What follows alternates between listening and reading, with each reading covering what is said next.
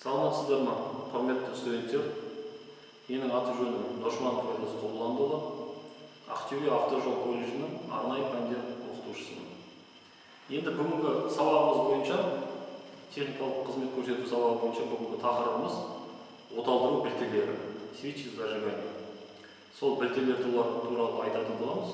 Білтелердің қай кезде ауыстыру керек, ауыстырмағанда қандай зардаптар шегуі мүмкін қозғалтқыштың, және тағы сол сияқты. Білтелер осындай болып келеді, қолданылған білте, ал мынау жаңа білте болып келеді. Мына жерден көріп тұрғанымыз білтелерге қарап автокөліктің жай-күйін, қозғалтқышының жай-күйін білуге болады. Білтелер қалай қолданылды, қандай жағдайда. Енді мына оталдыру білтелері әртүрлі болып келеді. Ішіндегі электродқа байланысты, электродтың материалына байланысты болып келеді. Мыстық білтелер болып келеді, платиналар білтелер болып келеді. Себебі оның ішіндегі электрод, орталық электрод болып, орталық электрод және білтенің сыртқы корпусымен келген автокөліктің массасына байланысқан минус электроды бар. Көріп тұрғанымыздай. Оны енді тақтадан көрсетуге болады.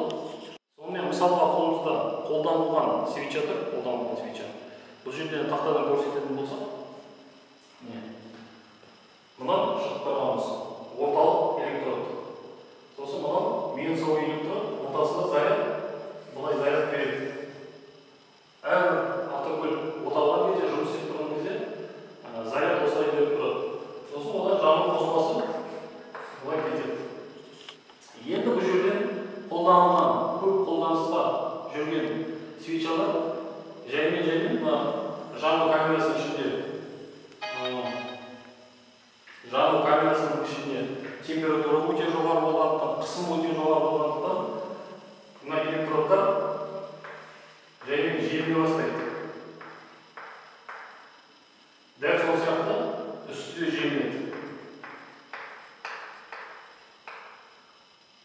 Енді не көріп тұрғанымыздай ортасында зарядты ары қашықтығы ұзара бастайды. Мысалға, мына ортасы миллиметрге есептелетін болса, 1 миллиметр, бірдай 2 миллиметр болатын болса, ұзарған кезде, шамалы ұзарған өзі заряд толық бермей қалады. Міне көріп тұрғанымыздай, көне свеча мен жаңа свечаның ортасындағы зазорды көріп тұрып, электродтың арасындағы. Көнесінде арғаштығы алыстап кеткен. Жаңасында ол жақын. Көріп тұрғанымыздай, анықтап қараңыздар. Міне мына көріп тұрғанымыздай, екеуі де анық көрінеді.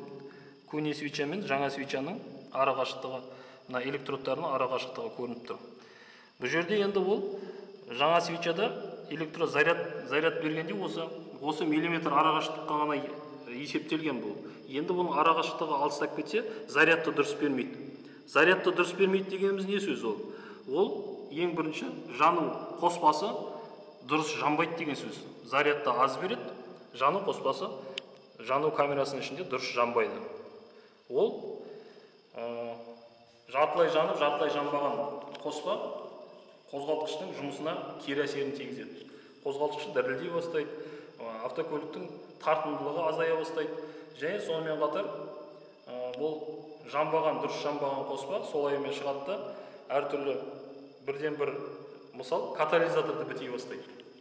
Сонымен қатар бұл свечаны уақытында ауыспаған кезде автомобильдің двигателіне, қозғалтқышына кері әсерін тигізеді, қозғалтқыш дұрыс жүрмейді, қозғалтқыш дірілдей бастайды және тағы сол сияқтылар. Сонымен қатар енді мына свечаларды қазіргі әдебиеттер бойынша әрбір 5000 километр автокөлік жүрген сайын тексеріп қарауымыз керек. Тексеріп қарап, егерде мына свечамыз бәрі зазорлары бұрынғыдай болып жұмыс жақсы жұмыс істеп тұрған көзіміз жететін болса, онда қайтадан салып, болмаса оны ауыстыруға тура келеді. Себебі бұл свечаны уақытында ауыстырудан қозғалтқыштың жұмысына тікелей әсер етеді. Сонымен көне свечаларды уақытында ауыстырып тұру керек. Ол аса қиындыққа соқпайды. Ал оны ауыстырмасақ, ол свечалар автокөлік жүре беруі мүмкін.